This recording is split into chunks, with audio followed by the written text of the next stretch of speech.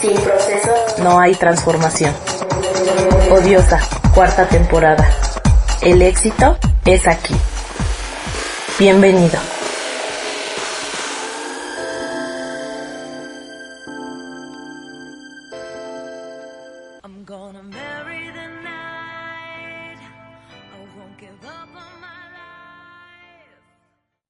Habitualmente formulamos la pregunta así: ¿qué me va a dar la vida? ¿Felicidad? ¿Éxito? ¿Reconocimiento? ¿Estabilidad? La pregunta decisiva no es qué esperamos nosotros de la vida, sino qué espera la vida de nosotros en cada situación concreta. Cada circunstancia, agradable o dolorosa, es una pregunta abierta. La pérdida pregunta por nuestra capacidad de resiliencia. El éxito pregunta por nuestra humildad. La injusticia pregunta por nuestra coherencia ética. El amor pregunta por nuestra entrega. La vida no nos debe un sentido, nos convoca a realizarlo. Incluso en el sufrimiento inevitable sigue existiendo una tarea posible: elegir la actitud, sostener la dignidad, perseverar la humanidad.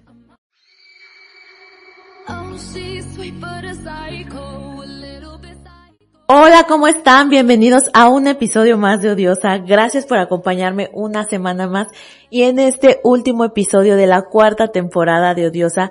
De verdad que ha sido increíble compartir casi un año de programas y bueno, pues todo principio llega a su final y esta 4ª temporada no es la excepción.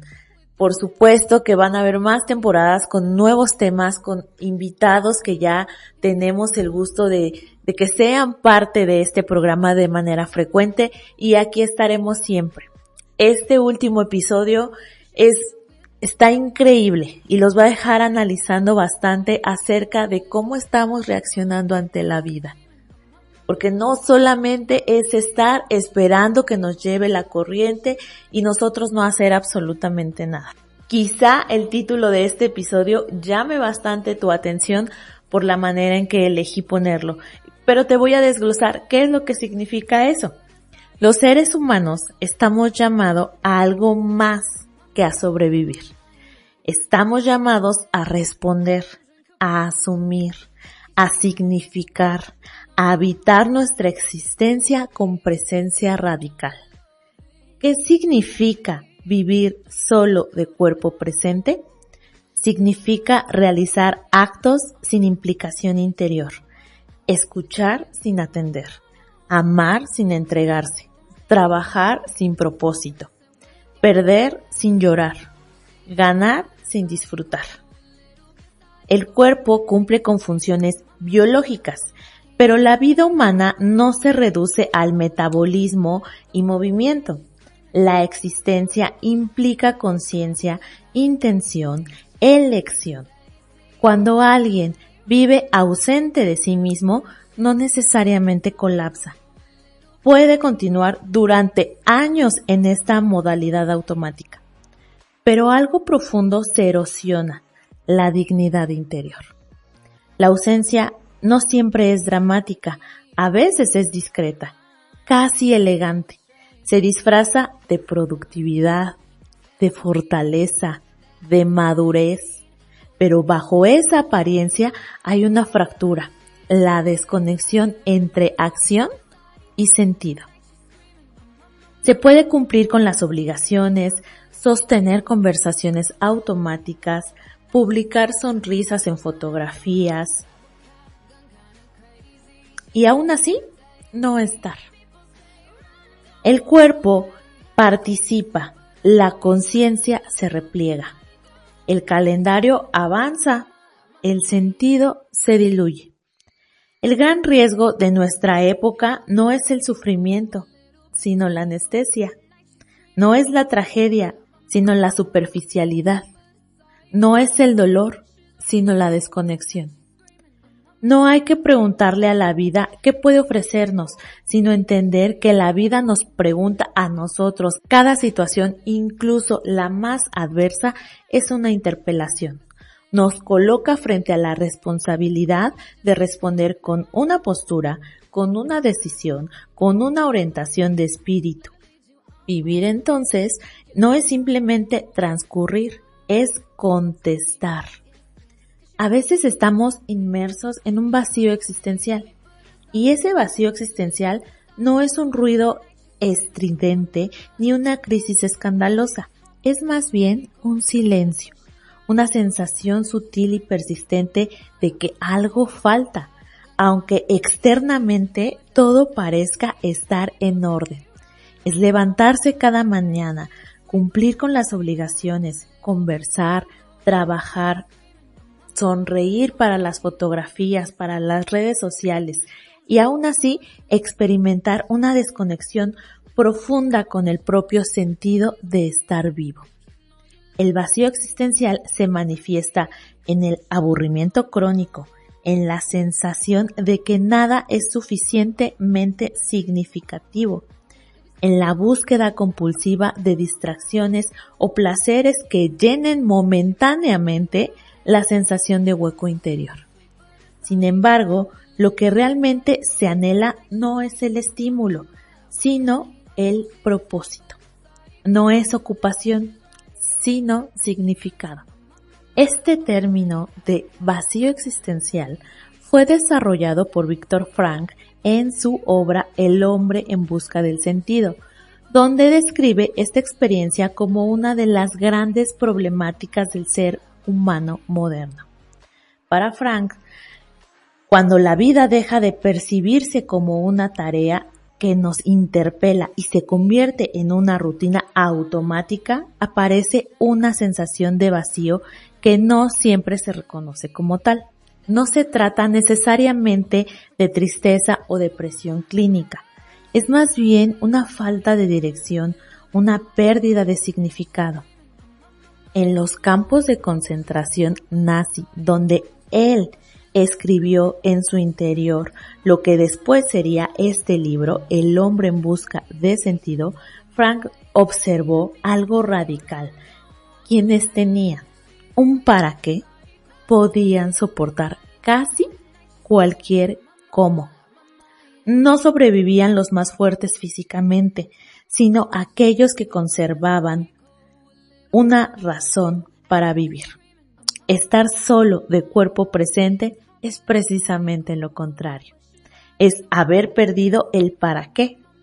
No se trata de no tener problemas, se trata de no tener dirección. No es la ausencia de dolor tampoco, es la ausencia de sentido. Y cuando el sentido se evapora, la persona puede seguir levantándose cada mañana, pero algo en su interior ha dejado de habitar su propia vida.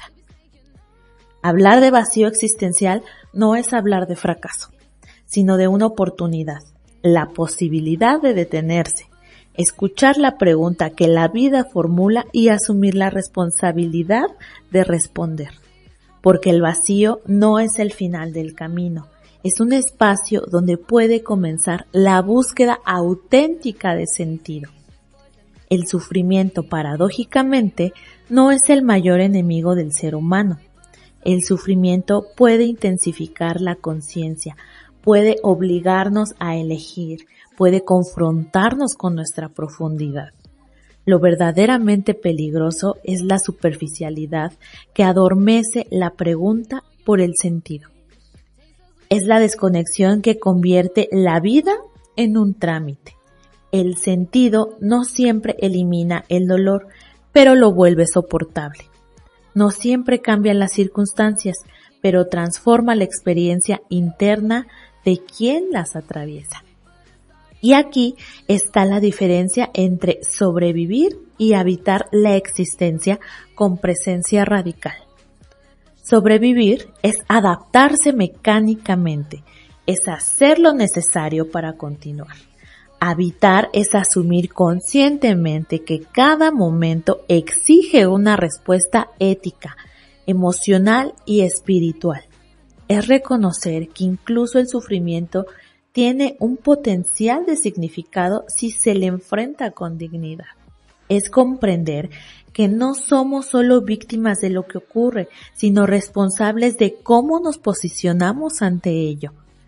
La anestesia contemporánea es sin duda el entretenimiento constante, la distracción perpetua, la hiperconectividad vacía. Puede adormecer esta responsabilidad.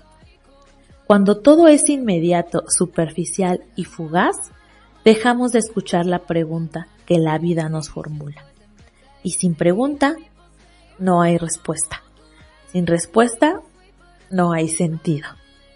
Cuando Viktor Frankl propone en El hombre en busca de sentido 3 vías para descubrir significado, no está ofreciendo técnicas de motivación ni fórmulas rápidas de bienestar. Está delineando dimensiones profundamente humanas donde la existencia deja de ser pasiva y se convierte en respuesta. Número 1. La creación. Y esta no se limita al arte ni a logros extraordinarios. Crear es asumir que hay algo en nosotros que el mundo necesita. Puede ser una obra, un proyecto profesional, una conversación honesta, la crianza de un hijo, un gesto ético en medio de la corrupción. La creación es la huella que dejamos cuando decidimos no vivir de forma indiferente. Implica dirección y responsabilidad, reconocer que cada acto contribuye a configurar la realidad compartida. No se trata de productividad frenética, sino de coherencia entre lo que somos y lo que ofrecemos. Crear es decirle a la vida, aquí estoy, y esto es lo que puedo aportar. Número 2. El amor. En la visión de Frankl, no es solo emoción y dependencia afectiva, es una forma de conocimiento.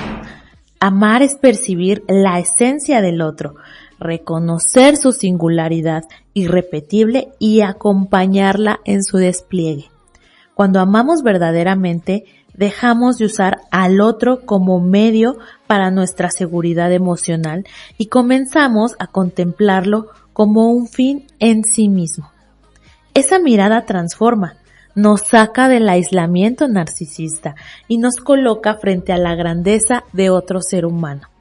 El amor nos obliga a salir de la superficialidad porque nos compromete con la profundidad de alguien más. Es presencia que ve, que escucha, que confirma la dignidad del otro. Número 3. La actitud ante el sufrimiento inevitable. Es quizá el camino más radical.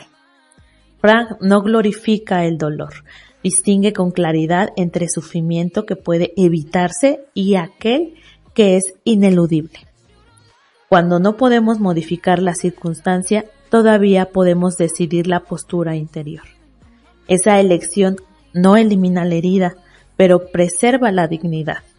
Aquí el significado surge de la manera en que sostenemos el peso de lo que nos toca vivir. Transformar el sufrimiento en logro humano implica convertir la pasividad en decisión, no permitir que la adversidad defina nuestra calidad moral. En los 3 caminos aparece un núcleo común, la conciencia activa. Nada de esto ocurre automáticamente. Crear exige intención.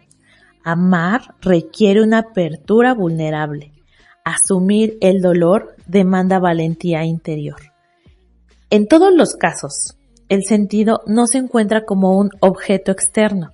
Se descubre en la manera en que nos posicionamos frente a la realidad.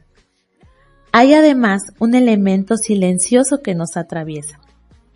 La trascendencia. En la creación trascendemos nuestro interés inmediato para aportar algo que nos supera.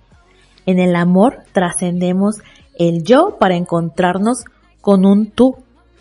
En el sufrimiento trascendemos la circunstancia al decidir quién queremos ser dentro de ella. El sentido siempre apunta más allá de la mera satisfacción personal.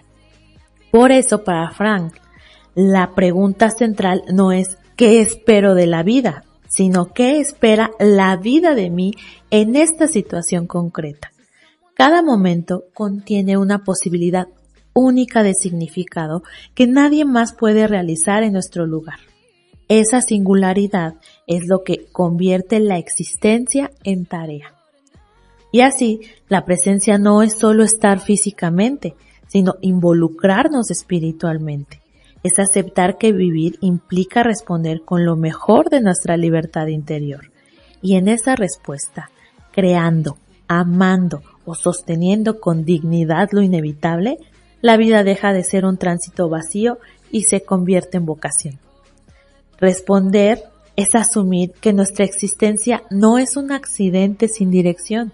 Es aceptar que cada día nos coloca ante una posibilidad de significado, incluso el aburrimiento, incluso el fracaso, incluso la pérdida.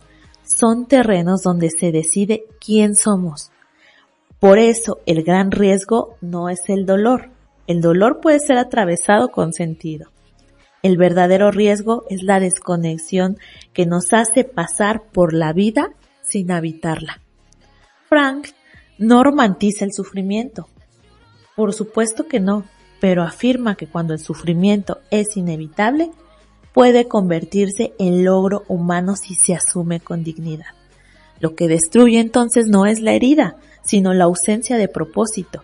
Habitar la existencia con presencia radical implica aceptar que no somos espectadores pasivos, somos respondientes, somos responsables, porque incluso cuando no podemos cambiar lo que ocurre, siempre podemos decidir quién seremos frente a ello. Y ahí, en esa decisión cotidiana, a veces pequeña o a veces heroica, se juega la diferencia entre simplemente estar vivos y verdaderamente vivir.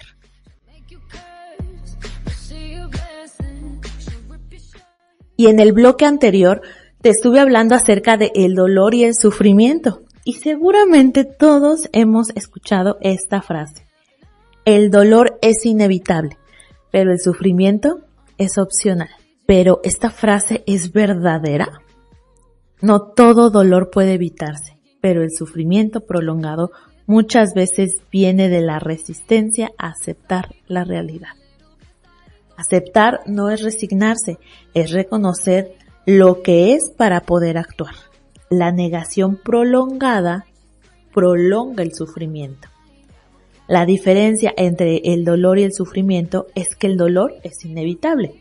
El dolor viene incluido en la vida. La respuesta del dolor está en el dolor. La vivencia del dolor es lo que te va a permitir transformarlo para que ese dolor pueda quedar integrado en tu vida de manera adecuada. ¿Y qué es entonces el sufrimiento? Todo lo que se añade al dolor. Muchas cosas que no corresponden. Todo aquello que sí puedes evitar. Todo aquello que no es sano para ti. Eso es sufrimiento. Desde la perspectiva de Viktor Frankl, el dolor forma parte de la condición humana. No es una anomalía ni un castigo moral. Es una dimensión inevitable del existir. Frankl no niega la crudeza del sufrimiento. Lo que cuestiona es la idea de que el ser humano esté condenado a quedar espiritualmente destruido por él. No todo sufrimiento es elegible, pero la forma en que lo habitamos sí contiene un margen de libertad. El sufrimiento se intensifica cuando luchamos contra la realidad como si negarla pudiera alterarla. La resistencia rígida como esto no debería estar ocurriendo, esto no puede ser, ¿por qué a él? Genera una tensión interior que prolonga la herida. No porque el hecho sea menos grave, sino porque la mente queda atrapada en una batalla imposible contra lo que ya es. El sufrimiento no es parte del proceso del duelo. Tenemos un serio problema con aceptar. La resistencia al dolor, la no aceptación, hace que se empiece a transformar en un dolor innecesario, en sufrimiento. La aceptación es un acto de claridad, no de derrota. Es el momento en que dejamos de gastar energía negando la realidad y comenzamos a preguntarnos qué sentido puede surgir dentro de ella. El sufrimiento opcional no se refiere a evitar sentir, sino a evitar quedarnos indefinidamente en la resistencia. Sentir es sano, es natural. Aferrarnos al dolor como única narrativa de la vida es lo que prolonga la sombra. El dolor necesita movimiento. Si lo reprimimos, se enquista. Si lo negamos, se intensifica. Si lo dramatizamos sin límites, nos paraliza. Pero si lo reconocemos, lo nombramos y lo trabajamos, empieza a transformarse. El sufrimiento opcional aparece cuando decidimos quedarnos en la queja eterna, en la culpa constante o en la búsqueda interminable de culpables. En la logoterapia, el sufrimiento encuentra un lugar cuando se vuelve significativo. Si el dolor puede integrarse dentro de un propósito, si se convierte en una oportunidad para crecer en humanidad, en compasión, en profundidad, deja de ser un mero peso absurdo. No desaparece, pero se transforma en tarea. Hay una dimensión del ser humano que no puede medirse en posiciones ni en estatus, porque no pertenece al orden de lo visible. Es un espacio silencioso donde se decide el modo en que habitamos lo que nos sucede. A eso se refería Viktor Frankl cuando hablaba de la libertad interior como la última de las libertades humanas. La descubrió cuando todas las demás libertades habían sido anuladas. La del movimiento, de la expresión, la de posesión, la de seguridad. En este contexto extremo comprendió que aún quedaba algo que nadie podía confiscar, la capacidad de decidir la actitud frente a lo que ocurría. Esta libertad no es externa, es ontológica. No depende del sistema político, del estado civil, ni del saldo en la cuenta bancaria. No es una libertad espectacular. No cambia los hechos ni evita las pérdidas. No impide la enfermedad ni cancela las injusticias, pero sí determina algo esencial, la postura íntima desde la cual enfrentamos aquello que no elegimos. Y esa postura trasciende radicalmente la experiencia. Es la facultad de adoptar una postura interior ante la pérdida, incluso cuando la realidad es adversa. Y precisamente por eso es la última, porque cuando todo lo demás se pierde, ella permanece como núcleo irreducible de la dignidad humana. La libertad interior no consiste en negar la realidad, sino en asumir que entre el estímulo y la reacción existe un espacio, un intervalo casi imperceptible donde la persona puede decidir si será arrastrada por el impulso inmediato o si responderá desde una convicción más profunda. En ese intervalo se juega la dignidad. También implica reconocer que el ser humano no es solo un producto de sus condiciones. Si así fuera, seríamos completamente predecibles. Sin embargo, incluso en contextos similares, las personas responden de maneras distintas. Algunas se endurecen, otras se humanizan más. Algunas se vuelven cínicas, otras desarrollan compasión. Esa variabilidad revela que existe un espacio de elección que trasciende el condicionamiento.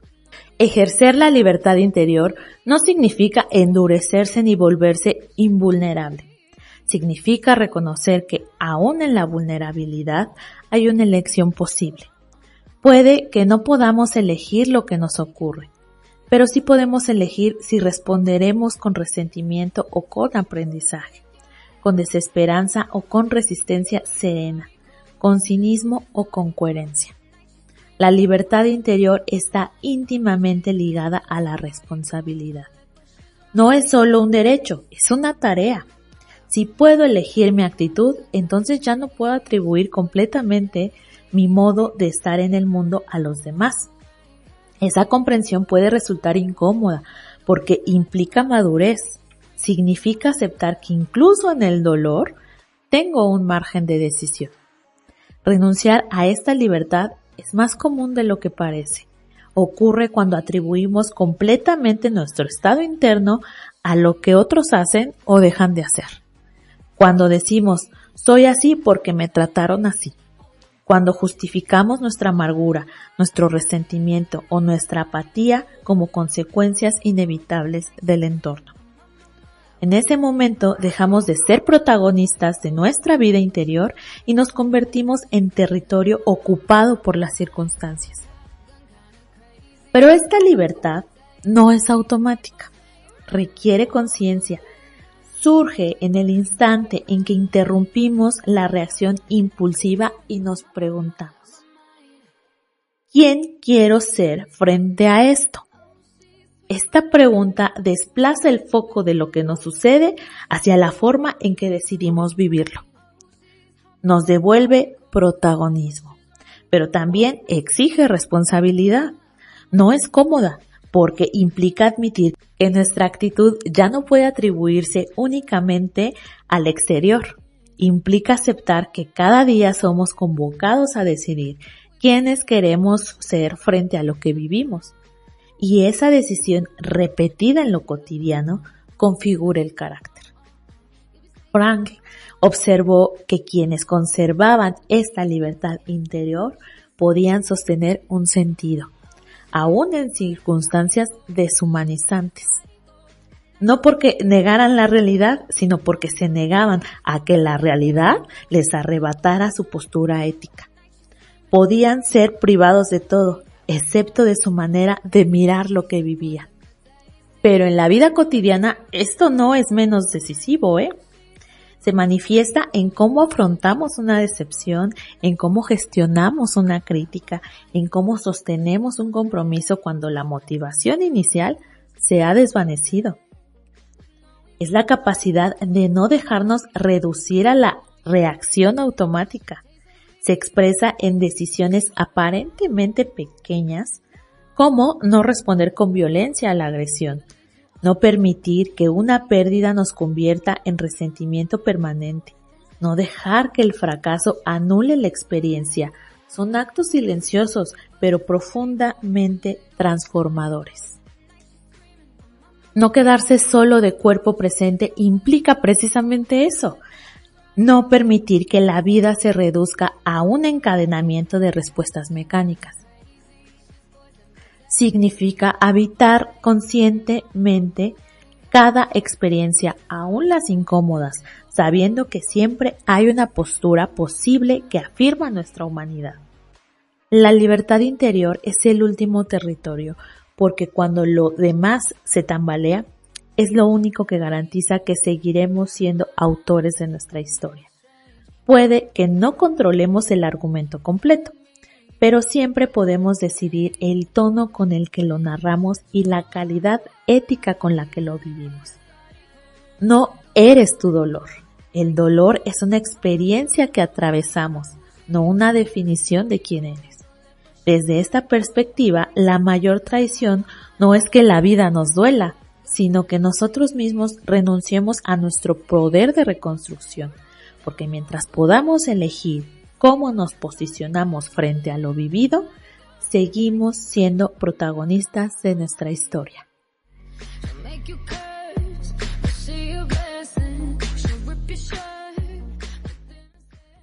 La logoterapia es una propuesta psicológica que nace de una convicción profunda. El ser humano no está movido únicamente por el placer ni determinado exclusivamente por el poder, sino impulsado ante todo por la búsqueda de sentido. Viktor Frankl, este autor que he mencionado durante este episodio, desarrolló este enfoque después de sobrevivir a los campos de concentración nazis. La logoterapia sostiene que la motivación primaria del ser humano es encontrar significado en su existencia.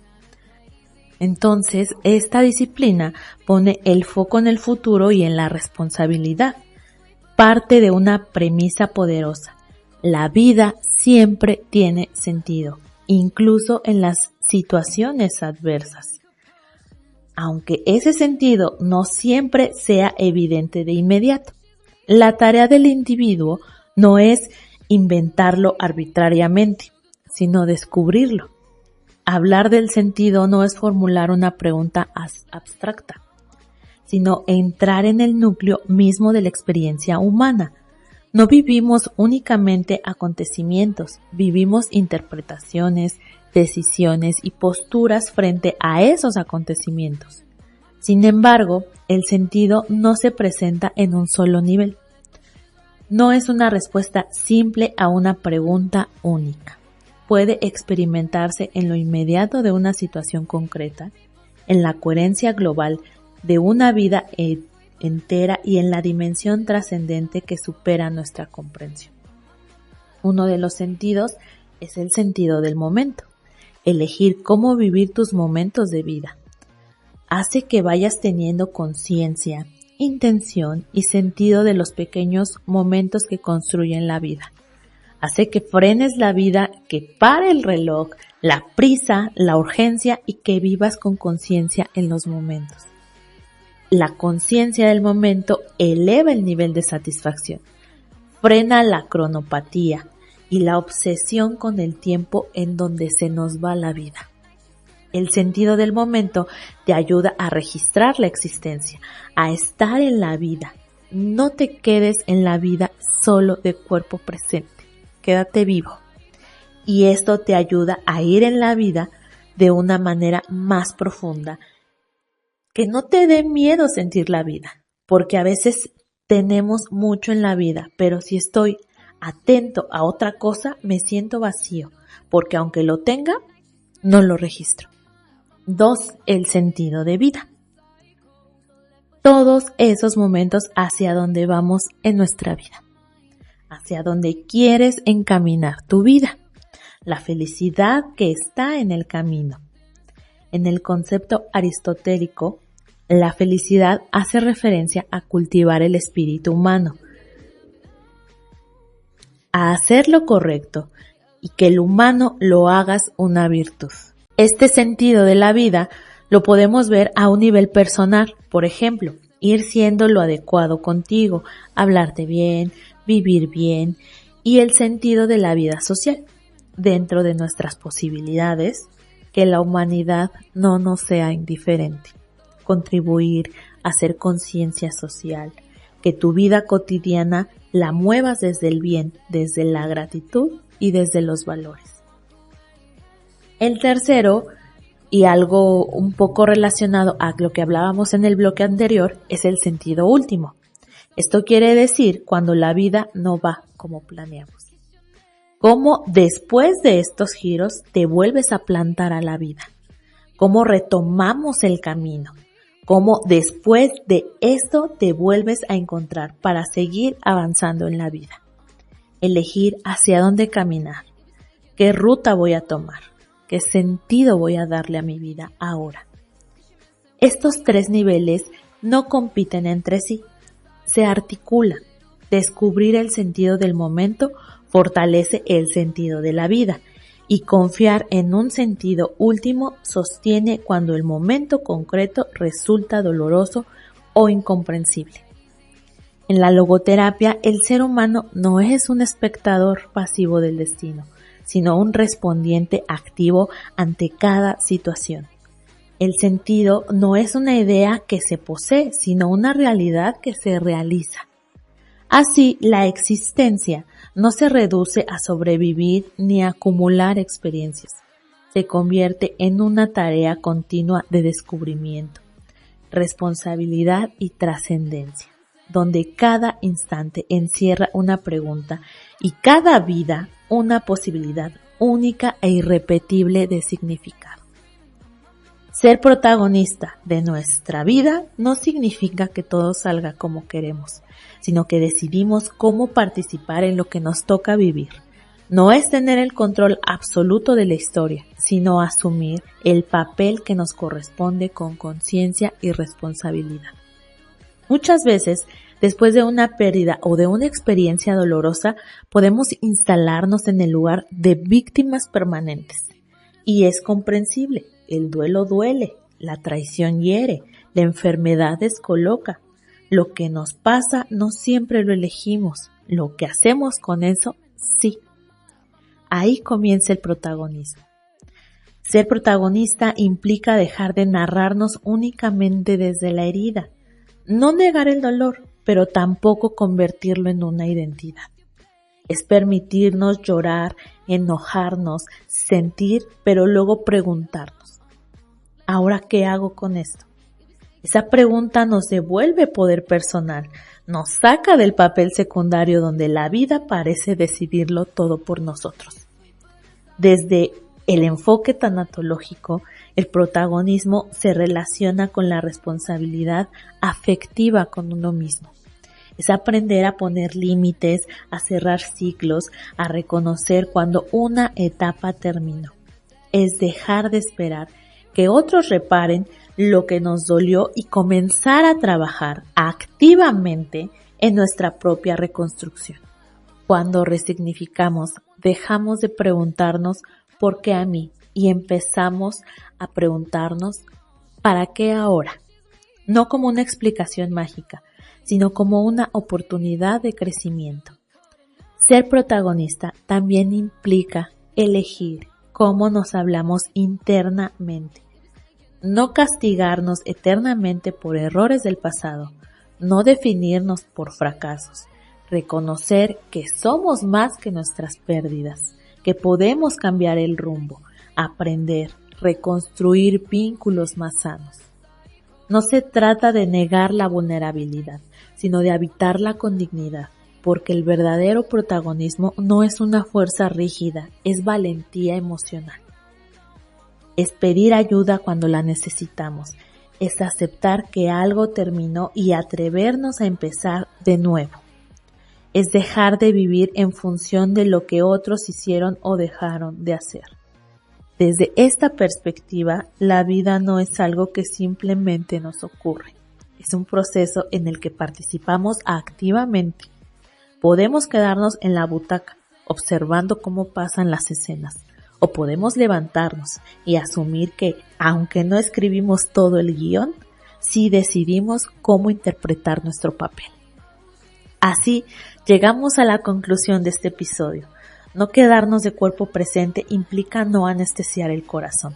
Es dejar de vivir en automático después de una experiencia dolorosa. Es revisar nuestras decisiones, cerrar ciclos conscientemente, resignificar lo que ocurrió. Es atrevernos a decir, esto me cambió, sí, pero no terminó conmigo. El ser humano no se define por lo que ocurre, sino por la manera en que se posiciona frente a ello. El sufrimiento se vuelve destructivo cuando nos convence de que somos únicamente víctimas de las circunstancias. Se vuelve transformador cuando descubrimos que incluso ahí podemos elegir la calidad de nuestra respuesta. Vivir plenamente no significa ausencia de dolor ni garantía de éxito. Significa presencia. Significa elegir con responsabilidad, amar con valentía, sufrir con dignidad, trabajar con propósito, aceptar la finitud sin dejar de construir significado. No te quedes en la vida solo de cuerpo presente, porque el tiempo avanza, porque el cuerpo envejece, porque las oportunidades no regresan y porque la vida no te pide perfección, te pide que estés.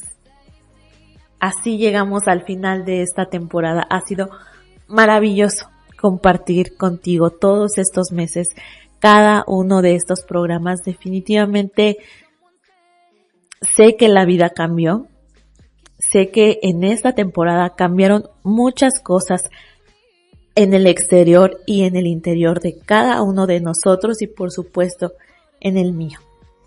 Y te agradezco que sigas presente, que sigas acompañándome, que sigas dándote ese momento de tu día para llegar a las filas de Odiosa, para escuchar este programa que hago con mucho amor, con mucha responsabilidad y siempre hablando desde la coherencia. Nos vemos en unos meses porque vienen cambios significativos para este programa. Así que no te despegues porque la 5ª temporada ya está en camino, ya está planeada y por supuesto que espero contar contigo una vez más. Si tienes alguna sugerencia de tema, algún invitado que quieras que esté aquí en Odiosa, con mucho gusto, ahí te espero en todas mis redes sociales.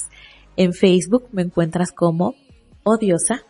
En Instagram me encuentras como @odiosa_podcast. En Spotify me encuentras como Odiosa. No olvides calificar este podcast con 5 estrellitas porque eso hace una gran diferencia para mí. Y en YouTube me encuentras como @odiosa_laura_susana, así todo junto. Suscríbete al canal y sé el primero en escuchar el primer episodio de la 5ª temporada de Odiosa. Nos vemos en unos meses, pero no nos vamos sin la frase final del día y del tema de hoy.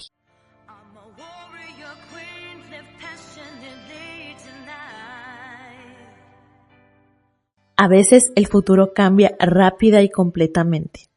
El futuro puede romperse en un instante.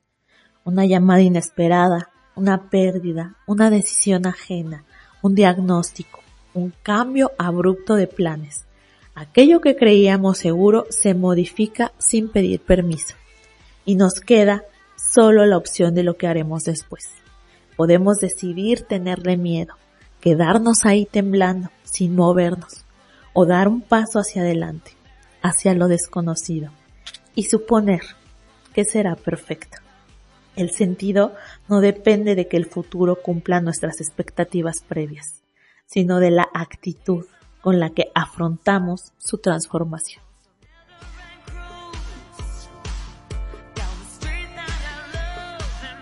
Esto ha sido todo por hoy y por esta temporada. Gracias nuevamente por tu presencia. Este espacio es para ti. Te espero próximamente en unos meses. Yo soy Laura Susana, esto fue Odiosa y recuerda, nunca olvides que el éxito es aquí. Adiós.